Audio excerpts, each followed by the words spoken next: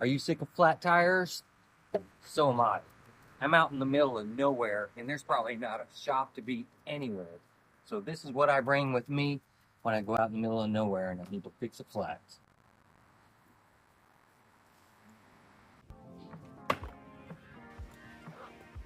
Okay, we definitely need an air pump. We're gonna need a poncho.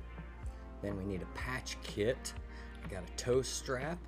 Definitely an adjustable wrench. Zip ties, more zip ties. Screwdriver. Definitely gonna need a new tire. Let's have a little knife in case we need that. Let's get a phone charging cord. 3 tire levers. Some gloves.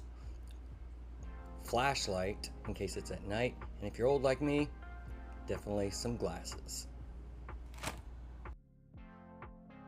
All right, you're all set. Hopefully you won't need any of this, and I hope you have a great trip.